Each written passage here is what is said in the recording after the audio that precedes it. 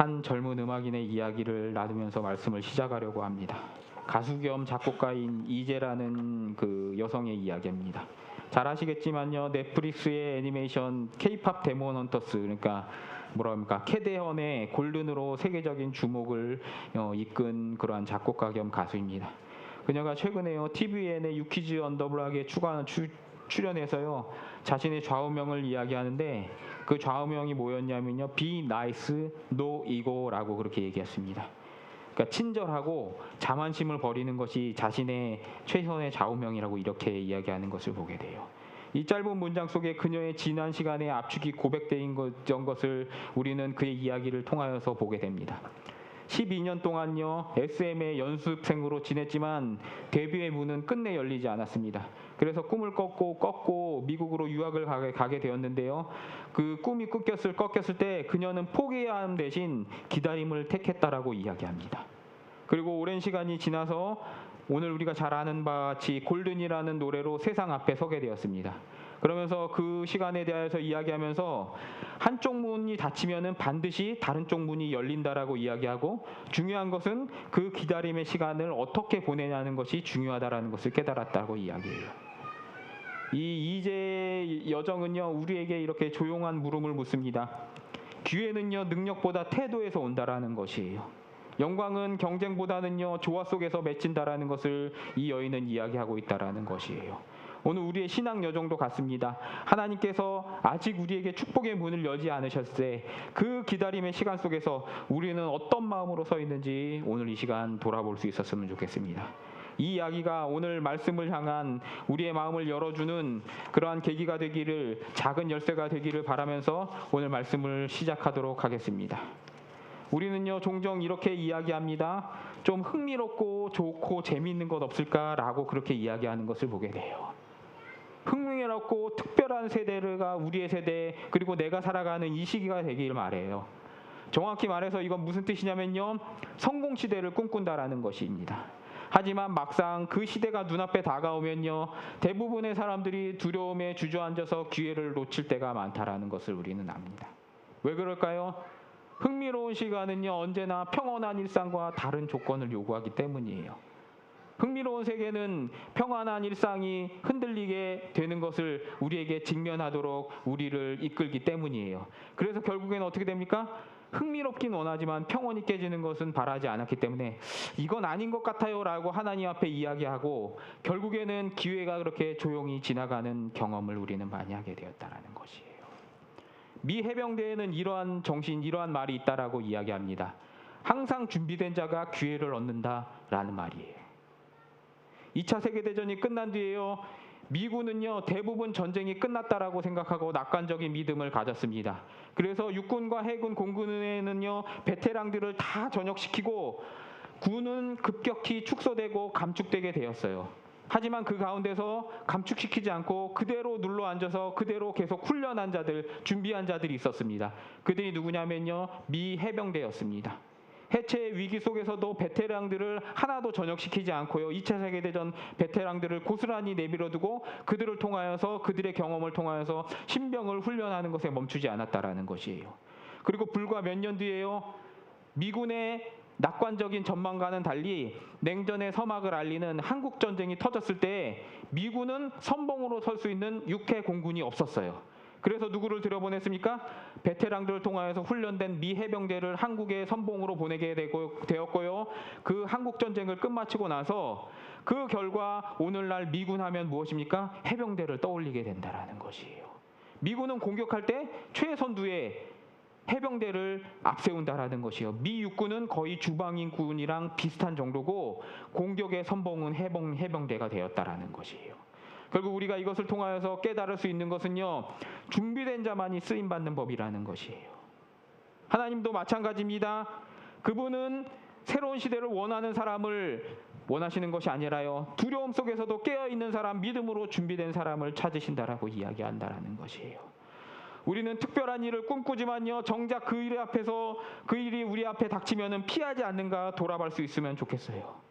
그리고 그것보다 조금 형편이 나는다라면은 남의 시련에 대해서 위로해주는 말은 하지만 내 시련 앞에는 주저앉는 자들이 아닌가 돌아봐야 한다라는 것이에요.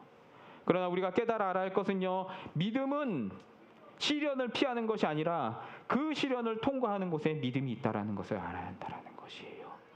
두려움의 시간을 지나며 하나님의 때를 기다리는 것이 진짜의 믿음의 길이라고 오늘 성경 말씀은 이야기하고 있다라는 것이에요. 오늘 본론을 들어가 보면요, 오늘 본문 다니엘서 2장 1절을 보게 되면 왕이 꿈을 꾸고 잠을 이루지 못하였다라고 이야기하는 것을 보게 됩니다.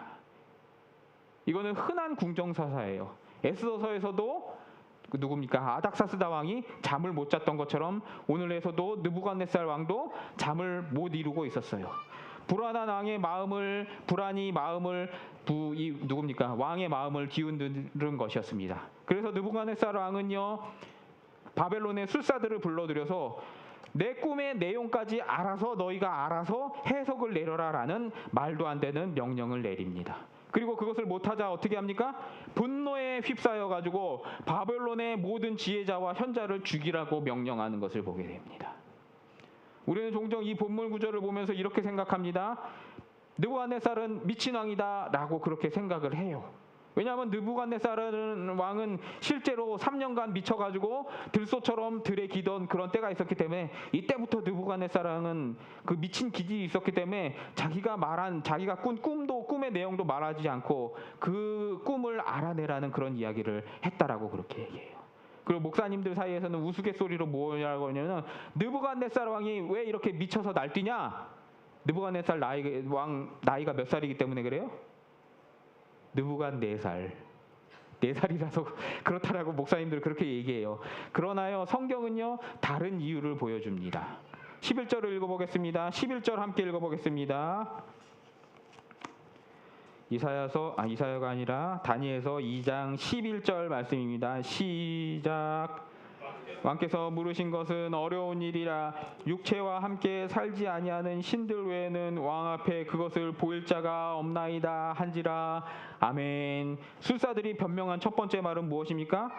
인간들은 신들과 함께 살지 않기 때문에, 신과 같지 않기 때문에 신들과 소통할 수 없습니다 라는 변명을 하였다라는 것이에요. 이 말은 왕의 분노를 폭발시킵니다.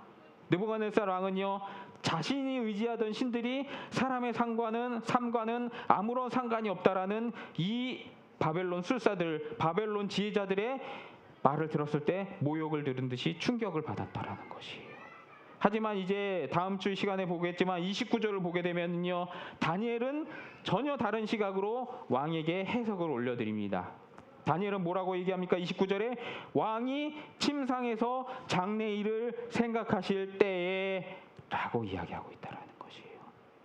다니엘은요, 왕이 단순히 불안한 꿈을 꾼 것이 아니라 미래에 대한 두려움과 불안함 때문에 밤마다 근심한 사람임을 꿰뚫어 보았다라는 것이에요.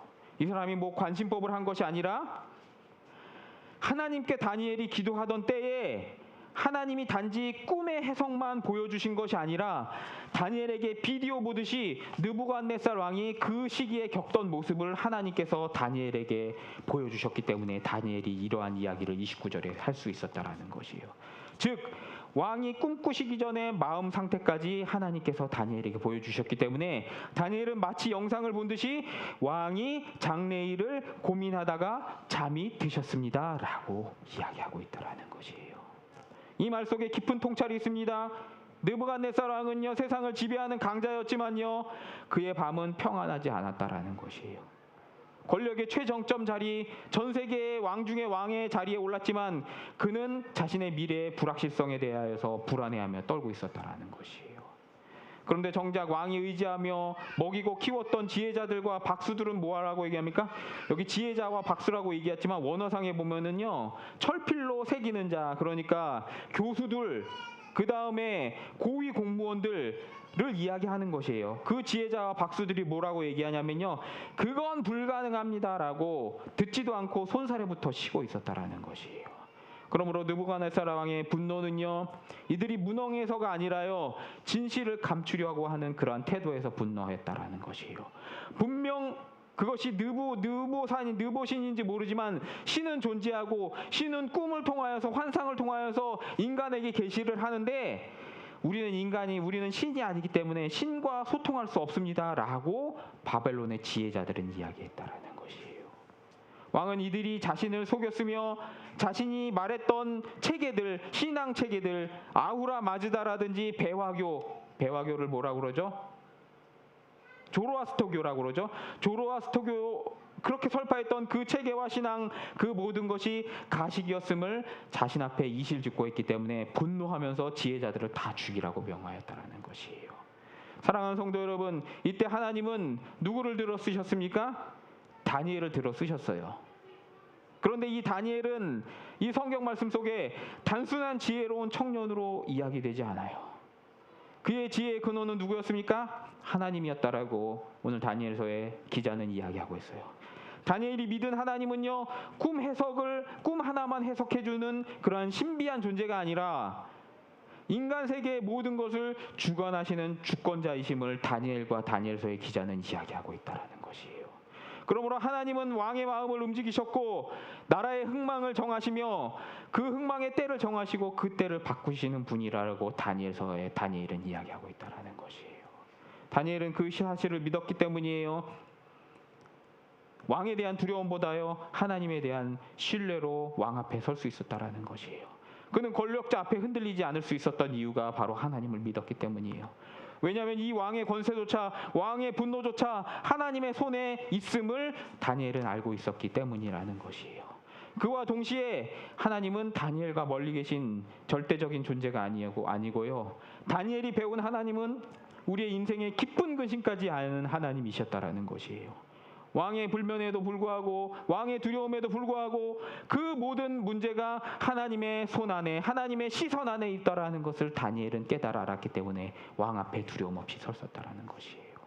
하나님은요, 이렇게 인간의 마음속에 있는 그 미세한 떨림과 불안을 들으신다라는 것, 여러분 그것을 믿으시기를 축복합니다. 그리고 그것을 통하여서요, 하나님의 뜻, 당신의 뜻을 드러내신다라는 것을 우리가 깨달아 알았다라는 것이에요. 이 하나님은요, 다니엘에게만 일하신 것이 아니고 다니엘에게만 축복하신 것이 아니고요, 지금도 동일하게 저와 여러분 안에서 역사하신다라는 것을 알아야 한다는 것이에요. 역사의 큰 이름을 지금도 이끄시면서 작은 사람, 작은 자 같은 우리 하나의 눈물과 기도도 외면하지 않으신다라는 것이에요. 세상이 요동치고 세상이 변화하고 미래가 불투명할 때에도 그분은 여전히 우리 가운데 일하고 계심을 믿어 의심치 않은 우리 성도들 되시기를 주님의 이름으로 축복합니다. 아멘. 그래서 그 하나님은요, 지금도 두려움 속에 깨어있는 사람, 그러해서 믿음으로 준비되어 있는 사람을 찾으신다라는 것이에요. 그분의 손에 붙들린 사람들은요, 비록 세상의 무대에서는 미약해 보일지 모르지만요, 하나님의 역사 속에는 결코 작지 않다라고 이야기하고 있다라는 것이에요. 사랑하는 상도 여러분, 이것이 바로 다니엘이 보여준 그 믿음과 그 지혜의 본질이라는 것이에요. 다니엘이 보여준 믿음은요, 믿음을 통하여서 단순히 위험을 피하는 것이 아니에요. 다니엘의 믿음은요, 하나님의 주권을 신뢰하며 통과하는 것을 보여주고, 두려움의 밤을 지나 하나님이 우리에게 주시는 여명, 새벽이 기다리고 있다는 것을 다니엘을 통하여서 우리에게 보여주시다는 것이에요. 이 신앙의 자리로 우리를 부르신 하나님, 그분 앞에 오늘도 우리가 깨어있는 믿음의 사람으로 서시기를 다시 한번 축복합니다. 아멘. 본문 18절로 한번 가보겠습니다. 18절입니다. 다니엘서 2장 18절 함께 읽겠습니다. 시작. 하늘에 계신 하나님이 이 은밀한 일에 대하여 불쌍히 여기사 다니엘과 친구들이 바벨론의 다른 지혜자들과 함께 죽임을 당하지 않게 하시기를 그들로 하여금 구하게 하니라. 아멘. 왕 앞에 선 다니엘은 변명하지 아니었습니다. 그는 급히 변명하거나 도망하지 아니하였고요, 시간을 달라라고 이야기합니다. 다니엘은 왕 앞에 담대하게 이야기합니다. 왕이시여 시간을 주시옵소서, 하나님 앞에 물어보겠습니다 라고 이렇게 이야기합니다. 그리고 궁에서 나와서 자의 집으로 돌아가서 친구들, 누굽니까? 사드락, 메삭, 아벳느고, 근데 오늘 본문에 보면은 하나냐, 미사엘, 아사랴라고 히브리식 이름으로 불리는 그 친구들을 불러서 제안합니다. 함께 기도하자라고 이야기하며 기도를 시작합니다. 거기에 대해서 성경은 뭐라고 기록합니까? 친구들에게 다니엘이 말하기를 하늘에 계신 하나님이 우리를 불쌍히 여기사 이 은밀한 일을, 그러니까 바벨론 왕의 꿈과 그 꿈의 내용을 나타내사 다니엘과 그 동무들이 죽임을 당하지 않게 하시기를 구하게 하니라. 친구들 보고 이야기를 하여서 우리가 죽지 않게 하나님 앞에 우리가 긍휼을 구하자라고 그렇게 이야기했다라는 것이에요. 여기서 흥미로운 점이 있는데, 좀 전에도 이야기했듯이 다니엘은 친구들을 바벨론식 이름 사드락 메삭 아벳노고로 부르지 않았습니다.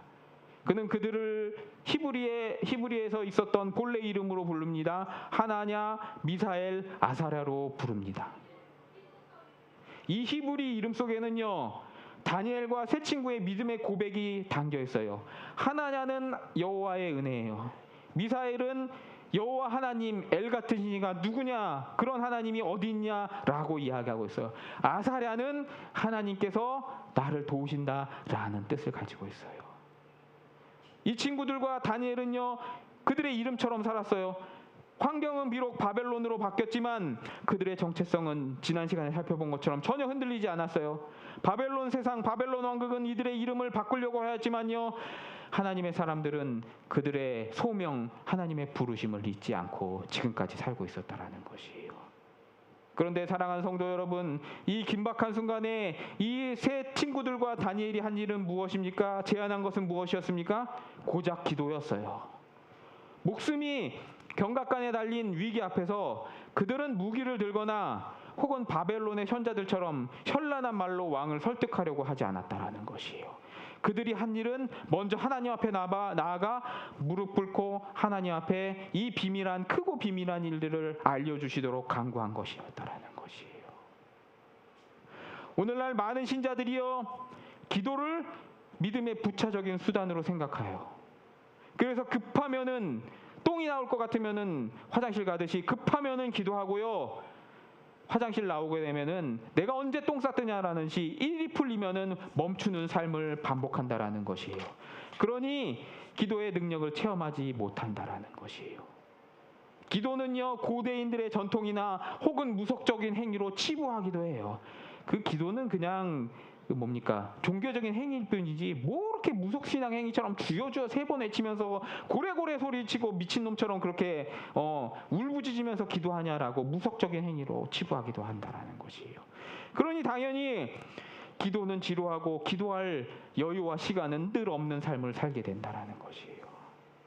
그러나 성도 여러분, 기도는요, 하나님의 능력에 접속할 수 있는, 우리가 접속할 수 있는 유일한 통로라고 성경은 이야기하고 있다라는 것이에요.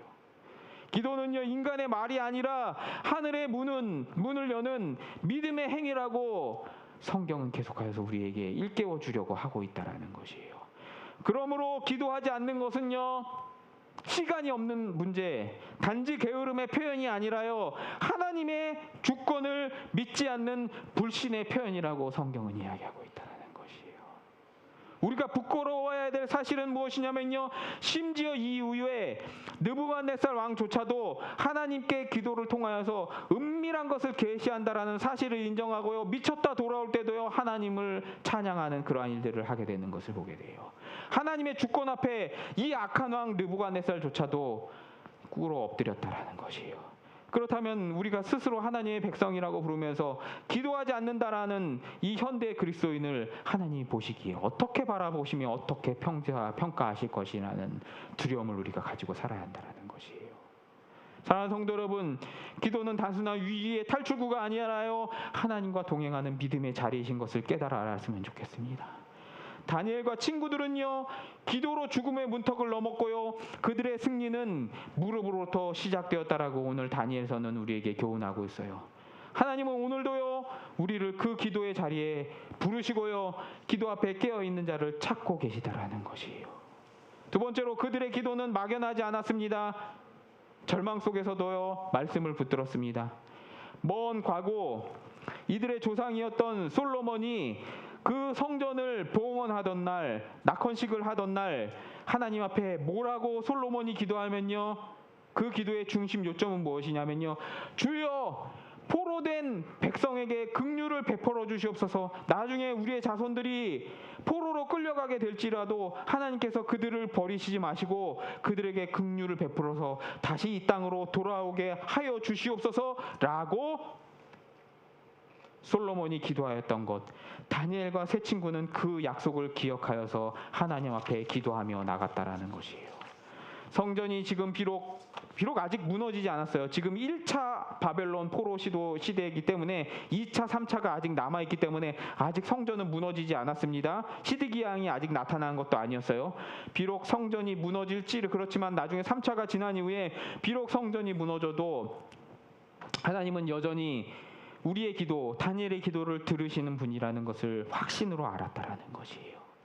그래서 그들은요, 바벨론에 끌려온 무너진 현실보다 여전히 살아있는 하나님의 말씀을, 솔로몬이 기도하였던 그 기도를 붙잡고, 말씀을 붙잡고 기도할 수 있었다라는 것이에요.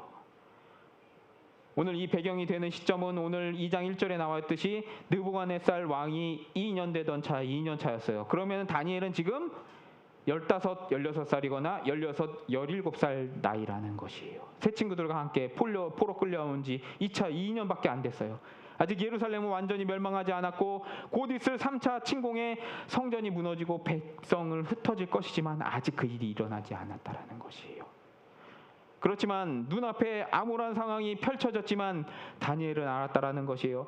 땅이 무너지고 성전이 사라짐에도 불구하고 하나님의 약속은 무너지지 않는다라는 것은, 성전이 사라짐에도 불구하고 하나님의 임재는 사라지지 않는다라는 것을 다니엘은 깨달았다는 것이에요. 이것이 참된 믿음이라는 것이에요. 믿음은 현실을 부정하지 않지만요, 그럼에도 불구하고 현실에 갇히지도 않아요. 다니엘은요, 상황보다 하나님의 약속을 보았어요. 그리고 그 믿음이 그 기적의 문을 열었다라고 성경은 이야기하고 있다라는 것이에요. 하나님이 우리 삶 속에 역사하시는 방법도 이렇게 단순합니다. 복잡한 문제는 인간을 더 복잡하게 만들지만요, 복잡한 생각은 우리를 더 복잡하게 만들지만요, 하나님은 문제를 단순하게 푸신다라는 것이에요. 그 단순함의 핵심은 무엇입니까? 바로 믿음과 그 믿음에 기반한 하나님 앞에 아렘, 하나님 앞에 간구함, 하나님 앞에 믿음이라고, 기도라고 이야기하고 있다라는 것이에요. 그럼 사랑하는 성도 여러분, 믿음은 계산의 차원이 아니에요. 설득도 아니에요. 논리로 해석되는 것도 아니에요. 오직 한 문장으로 해결돼요. 믿음은 무엇입니까? 하나님이 이 일을 하신다라는 것으로 해결된다라는 것이에요. 이것이 다니엘의 신앙이며 오늘 우리가 회복해야 할 신앙의 모체임을 깨달으시기 바랍니다. 모든 세상이 흔들릴 때, 우리의 모든 계획이 무너질 때도 단순한 이 믿음과 확신과 기도 하나가 세상과 우리의 무너진 가정과 우리의 교회를 세우심을 믿으시는 축복이 있기를 주님의 이름으로 축원합니다. 아멘. 세 번째로, 하나님은 비밀을 계시하시는 하나님이라는 것이에요. 사랑하는 성도 여러분, 여기서 우리가 꼭 기억해야 될 사실이 하나 있어요. 하나님은 단순히 높은 곳에 계셔서 우리와 멀리 떨어져 있고 우리와 상관없는 분이라고 이야기하지 않고 있어요. 이사야서 57장 15절을 보았으면 좋겠어요. 이사야서 57장입니다. 잠언, 전도, 이사야서 57장입니다. 57장 15절입니다.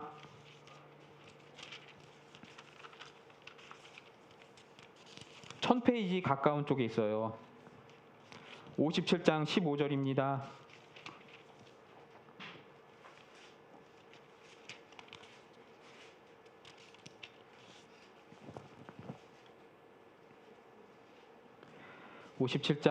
이사야 57장 15절 함께 읽겠습니다.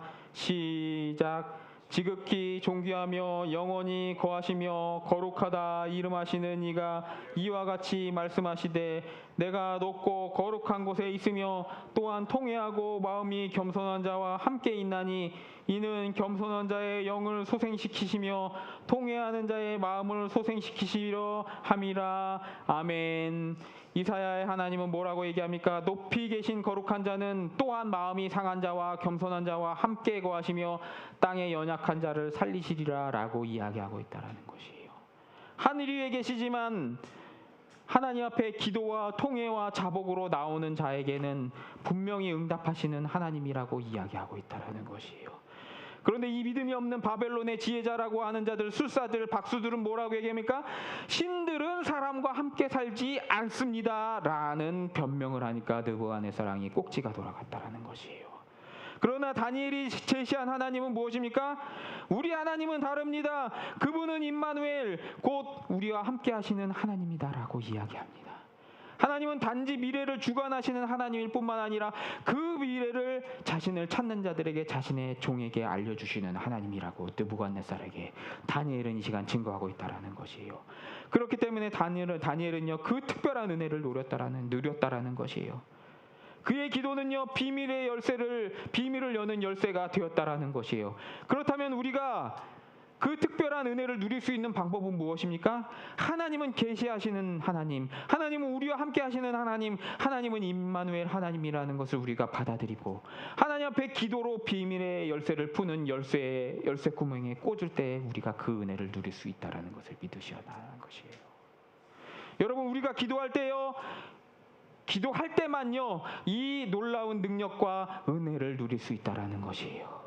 사람과 함께 하시는 임마누엘 하나님을 믿어 고백하시기를 축복합니다. 믿어 구원에 이른 저와 여러분에게 주신 기도의 능력을 소망하시기를 축복합니다. 우리가 믿고 기도할 때 하나님은 크고 비밀한 뜻, 그것을 경험하게 하심을 믿으시기를 축복합니다. 아멘. 바벨론의 현자들의 지혜는 공허했어요. 그들의 지혜는 생명을 구하지 못했어요. 그런데 이것을 보면요 어느 때와 똑같냐면요 지금 이 시대와 똑같아요. 오늘날 우리에게 주어진 지식들도 세상 지식들과 과학들도 크게 다르지 않아요. 요즘 최신 과학의 화두는 무엇입니까? 인공지능, 데이터, 그 다음에 예측 모델들, 이것이 최신 과학의 화두예요. 불과 2년 전만 해도 챗GPT가 최고라고 그렇게 얘기하고 구글은 이제 뒤처졌다, 구글이 이제 망했다라고 그렇게 얘기했어요. 그래서 이제 구글 망한다라고 이야기했는데 요즘은 또 어떻습니까? 불과 두세 달 전에 갑자기 구글이 제미나이를 발표해가지고 이제는 챗GPT보다는 제미나이가 최고야라는 그런 시대가 되었어요. 그리고 구글과 협업하여서 제미나이에게 칩을 공급하는 삼성이 각광을 받게 되어서요 맨날 5만 전자라고 비웃음 사던 삼성전자가 지금 10만 전자가 됐어요. 그 5만 전자라고 했을 때 삼성전자 팔았던 분들은 또 얼마나 땅을 치고 후회하겠냐는 것이에요. 그리고 애플폰 최고라고 벌써 20년 동안 얘기했는데 이제 애플 망해가지고 곧 망한다라고 얘기하고 이제 또 젊은 애들이 삼성폰을 쓴다고 해요. 왜요? 제미나이 기반 AI 칩이 들어있기 때문에 삼성폰이 올라갔다라는 것이에요. 그리고 엊그제는 젠슨왕이 와가지고 그 무슨 치킨이었어요? 깐부치킨. 우리는 알지도 못하는 깐부치킨인데 부자들은 또 깐부치킨만 먹는다라고 얘기해요. 우리도 알지 못하는 그 깐부치킨을 먹는 시대가 있어요. 옛날에 그 황교익 씨인가? 맛평론가 황교익 씨인가? 그분이 그런 얘기를 하더라고요. 부자들은 치킨 안 먹어요 라고 그러는데 전 세계 부자 1, 2위가 뭡니까? 깐부치킨 먹으면서 그 젠슨왕이 이렇게 손 핥고 있더라고요. 양념 핥고 앉아 있더라고요. 사랑하는 성도 여러분, 세상의 지혜는 이렇게 불완전해요. 그 빠름 속에서도 여전히 불안하다라는 것이에요. 사람들은 미래를 통제하려고 애쓰지만요 진짜 주권이 하나님 앞에 인정하지 않기 때문에 그 속에 보란과 공허가 깊다라는 것이에요. 그러므로 우리 믿음의 부모들은요 자녀들에게 가르쳐야 돼요. 세상은 똑똑한 사람들이 이끌어가는 것 같지만 결국에는 답은 어디에 있다라고요? 진정한 지혜의 근본은 여호와를 경외함에 있음을 어릴 적부터 우리 자녀에게 교훈해야 한다라는 것이에요. 성전이 무너져도 하나님은 여전히 들으시는 분임을 알았기 때문에 다니엘은 바벨론의 4대 동안 바벨론의 왕들과 메데바사의 왕들을 4대 동안 섬기는 지혜자의 최고 지혜자가 되었다라는 것이에요. 그들은 무너진 현실보다는요 여전히 살아계시는 하나님의 말씀을 붙잡았기 때문에 그 위치에 갈 수 있었다라는 것이에요. 그 하나님을 바라보시는 우리 성도들 되시기를 주님의 이름으로 축복합니다.